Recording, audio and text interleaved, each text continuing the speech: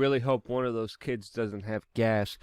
Yeah. Welcome back, beautiful and amazing human beings. This is Ugradowski of WeAreChange.org. A lot of important news to get into today, especially with some of your precious stimmy money going to individuals like Bill Gates. Lots of strange news surrounding the shot, which some journalists are willing to put their entire existence on. Yeah, no joke there. Also in today's video, we have a very eye-opening interview with an entrepreneur in the precious metal and rare earth minerals field that's going to be giving us some perspective on the crazy financial situation that we are all in. And before we get into that, plus a lot more, the video clip that you saw in the beginning of this broadcast was not from a satirical comedian, but from an actual high school in Washington State that is subjecting these students to what they call supposed safety protocols. And, in my opinion, this is just yet another absurd marker in our current modern-day society that is becoming absolutely oblivious to reality and becoming more ridiculous. Leading the charge in all of this is, of course, the mainstream media. That absolutely doesn't have a concept of reality, as perfectly recently demonstrated by Politico with their headlines that, quote, after 2.5 months, President Biden has surprised some of his former colleagues and allies with largely a gaffe-free White House debut after a lifetime of verbal stumbles. Now, who would have thought, after not taking questions from the mainstream media, after not having a major press conference at all, that there wouldn't be any gaffes by the president? Wow. Yeah. Who would have thought that would have happened? Now, when the federal government is not holding press conferences and talking to the press or trying to be transparent or accountable in any way, they're taking a large sum of your money, approximately now $41,870 from the federal taxpayer, and they're deciding that they're going to be very generously giving you back $1,400, all of course a part of your stimulus benefit, with what some people who are obviously not paying attention are calling free money.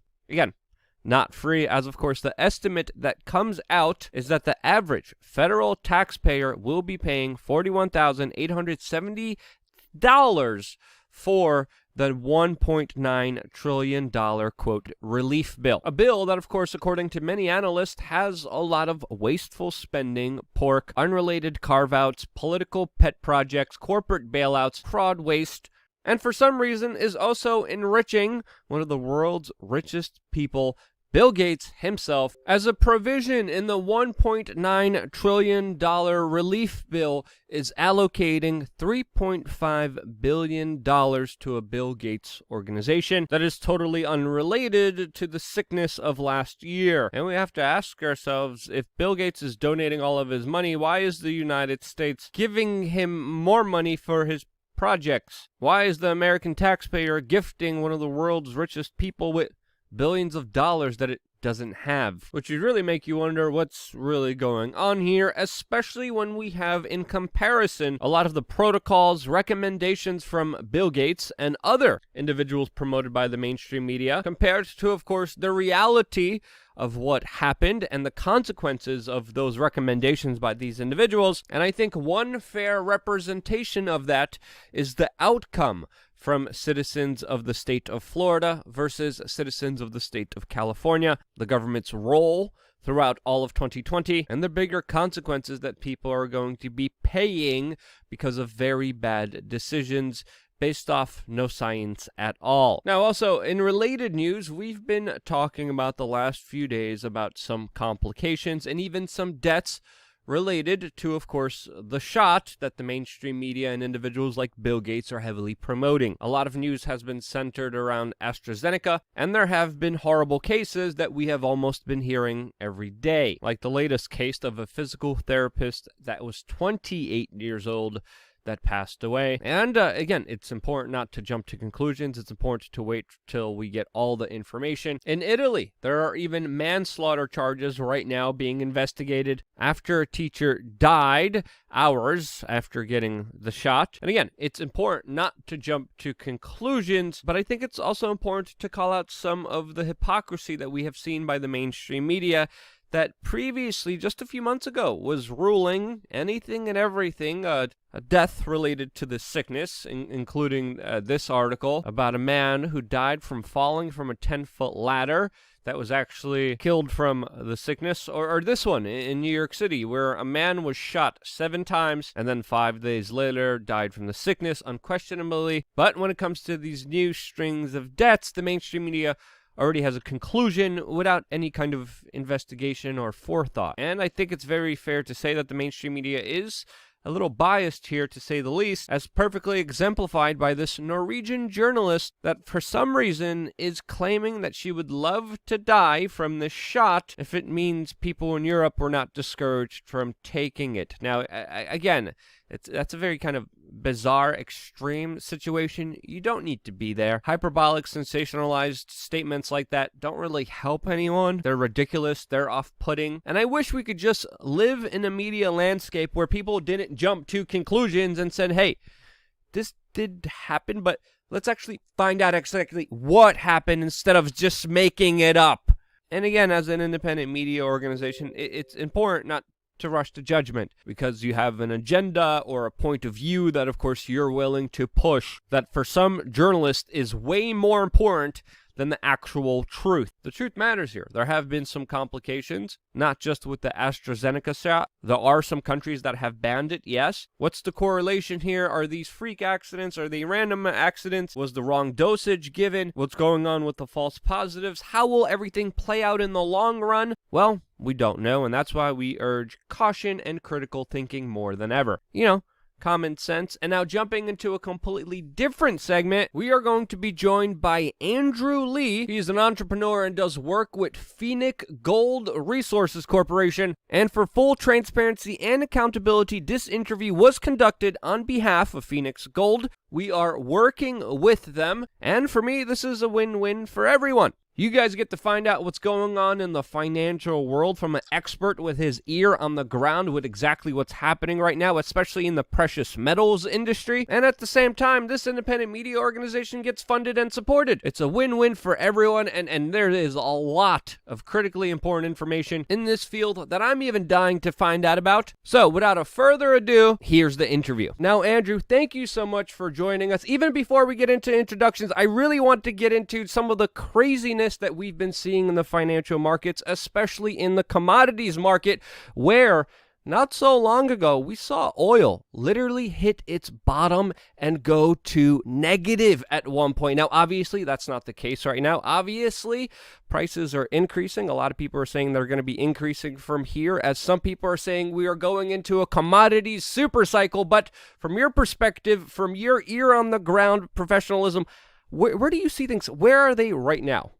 Well, I think we're just at the beginning. When you consider how much money the governments have been printing, I mean, it has to go somewhere. And, where we're seeing it winding up is in the increase in value of commodities. And when value of commodities rise like this, we're entering into a cycle. And as economies come online, I think the cycle just continues and it actually gets bigger.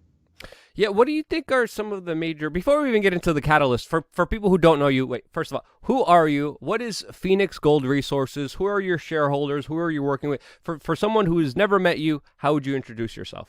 Well, I've been in the junior mining space for about 15 years, sat on the boards of several different companies. Phoenix is the first company where I'm actually running it. And we freshly restructured the company last year. I brought in some great shareholders. We control roughly 50%, a little bit more than 50% of the shares issued in the company. And we have 2 fantastic projects that, I think is a good hedge and capitalize on the market trends right now, being exposed to gold as well as copper. Well, a lot of people are definitely looking for alternatives, and obviously, especially with the massive money printing, obviously with a lot of the changes and rules. What do you make of kind of Joe Biden's presidency and his kind of actions that have affected the price of oil? How do you see his presidency moving forward, especially with even some of the latest announcements of him announcing that there's going to be more taxes to pay for obviously a lot of spending that's going to be happening as well, Andrew. Well, I'm not an economist. I'm also Canadian, but there's spillover effects that happen on policies that happen in the U.S. And you know, as a being in the commodity space, I should say, we have some direct benefits, and there's indirect consequences, such as, I guess, the dollar not being valued as high, but it also has the positives of, and probably the reason why you need to sort of hedge and go a little bit outside of the dollar. And one of the great ways to do it is through exposure in the equities market, like Phoenix. Our exposure as a company is in the commodity space.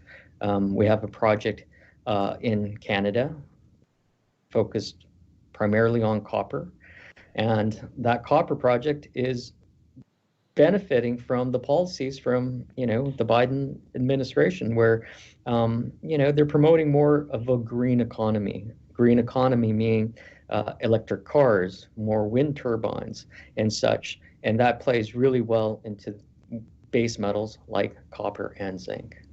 Yeah, a lot of people don't understand. Free renewable energy is not that free. Just like free government services, they're not usually that free. Someone has to pay for it, someone has to make it, someone has to create it, or someone has to mine it, including things like batteries, which a lot of people don't understand. You need to mine, you need to get in some sort of way. Now, because of this, I mean, from what I've been seeing a lot of people saying because of this Green New Deal push by the Biden administration that we're going to see more of an incentive for people to go into mining, to go into raw minerals, and to make sure that we have them. As of course, there also seems like there's a big kind of resource battle between the United States and China. But before even getting into that, is this one of the reasons why you think Goldman Sachs is calling this era the commodities super cycle? Now again, Goldman Sachs has been wrong a lot of times as well, but what do you see yourself as a major catalyst? What are some of the fundamentals that you're seeing behind what people are calling a commodities bull market? Well, I mean, one of the cycles that we saw, starting in the mid 2000s there, and that lasted, several years before the financial crisis. But another after effect of the financial crisis was governments were printing a lot of money. And, we saw commodities rising and metals prices increasing as well for a good 3 years. And I see similar trends that are happening right now. It's that I see tremendous growth potential, and that's what's going to contribute to this super cycle. It's going to be an effective supply and effective demand. And as demand exceeds supply, I think you're going to see commodity prices increasing. It's going to be interesting because, we saw a repression on the market by government forces, especially in 2020. I think it's definitely very fair to say that. We're seeing some governments kind of loosen up. We're even seeing Joe Biden say that you might be able to have a hot dog with your family on 4th of July if we're lucky and we do what the government says. And meanwhile, there's other, governments like in Texas and in Florida just saying we're going to do what we want. We're going to have as many hot dogs, as many family gatherings as we want. So we're seeing actually a boom in those states, which is very interestingly comparatively to, of course, California and New York that had the absolute opposite approach of that. But do you fear a larger kind of issue with hyperinflation? How real is this kind of larger economic threat? How seriously are you personally taking it? Because we've been hearing this talk for a while. The government is recklessly spending money. There's no way they could pay it back. People are worried about hyperinflation. How real is this threat for you personally? For me personally, I think it's not at the forefront of the policies and how I'm running Phoenix. My goal for Phoenix is really to drive shareholder value, and the way I can do that is focus on what I can do running the company, and that's building up the value in the projects that we have, proving up the resource in Newfoundland, resource in Nevada, and making the right business decisions. As investors and personally as an investor, one of the ways that I'm kind of looking at, hey, how do I make my money hold its value a little bit more, is by getting into different asset classes, whether it being gold assets or other commodities, or whether it's equities. A lot of people have talked about Bitcoin. Um, they, I guess people have to make their own decisions. I'm not a financial advisor. I'm not a economist.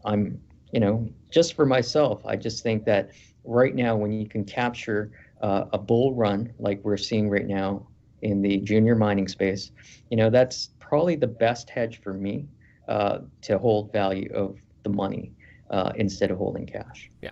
Now we've been talking about Bitcoin and cryptocurrencies for a while here on this independent media broadcast, as well as other kind of alternative precious metals as well, companies and stocks for a while on this independent media channel. We've been telling people, again, not financial advisors, not telling you what to do, but it would be smart not to have all of your eggs in one basket, and it would be better to diversify. For the people who listened to us almost 10 years ago, especially with cryptocurrencies, you're very welcome. But what do you say to someone who is very kind of bullish on Bitcoin and cryptocurrencies? What do you say to them as far as metals, precious metals, and mining? Why is that something that they should look at as well, according to your own personal opinion? Yeah, when it comes down to it, gold's been around for a long time. In fact, the dollar used to be marked by the gold. It used to be backed by gold, until they changed the policies. But a lot of people, especially in Europe, they still have the opinion that a good, safe place to be is in gold. And we're sort of seeing, sort of when the risk was and the uncertainty was there last year, we saw gold spiking up and broke 2,000. Can we see that again? Absolutely. I think it's a place. And I put this in quotes, safe haven, and that's where money tends to flock once you get into a little bit of turmoil. Yeah, I mean, there's certain risks you as an individual have to take. That's why I've been very even careful when I was talking about cryptocurrencies years ago, because the market goes up and down so dramatically. Now, obviously, the long-term trajectory has been up, but again, so unpredictable.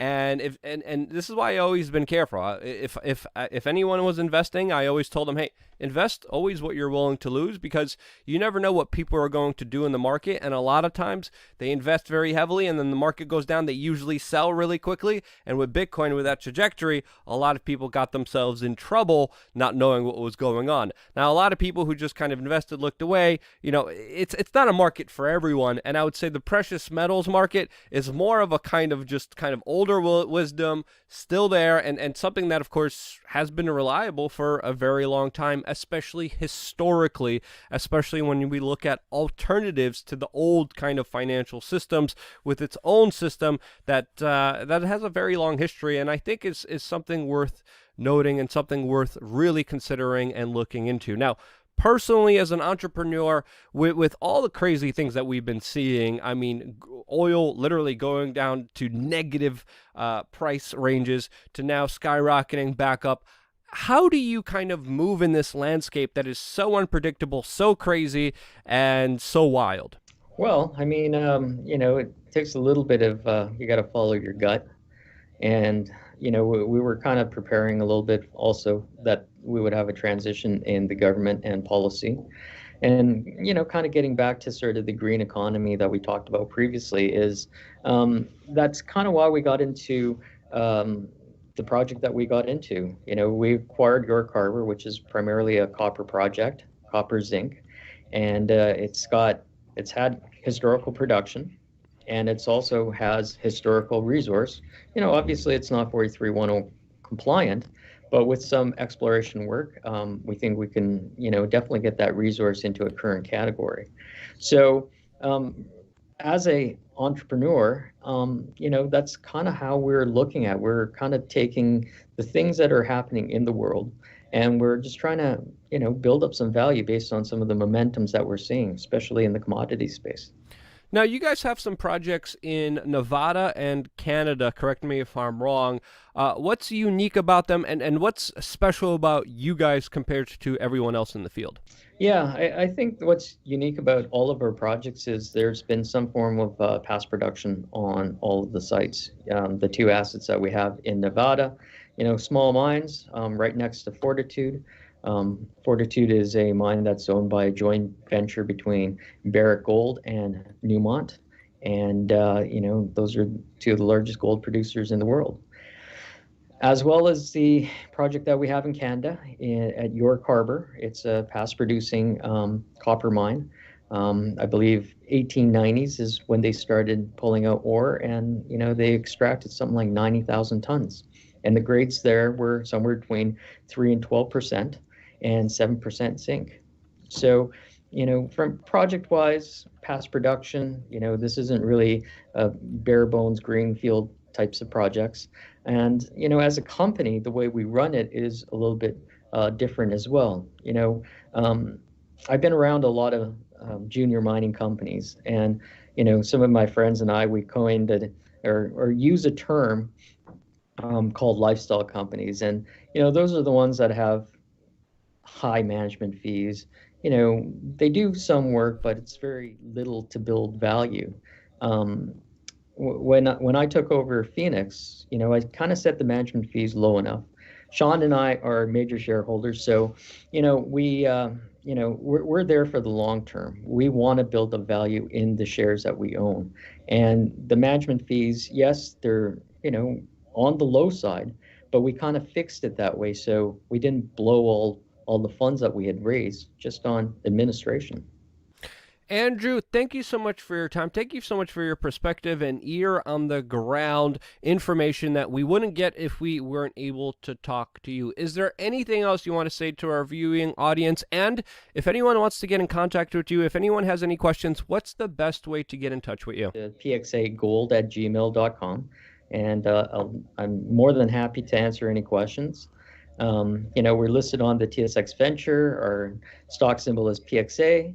On the US side, I think on the OTC, it's actually, the acronym of the company. So it's PG, RC, and then just add an F at the end. Well, Andrew, thank you so much for joining us. I really appreciate that. Of course, we're going to have all the information down in the description below if you want to check out Andrew and, of course, the company that we're talking about here, Phoenix Gold Resources. The link will all be down in the description. Thank you so much, Andrew, for joining us. And thank you, amazing, beautiful human beings, for joining us on this independent media broadcast. This video would not be possible without you watching and sharing these videos. Because you do, I'm still here. That's why. Love you guys. Stay tuned for more here on WeAreChange.org.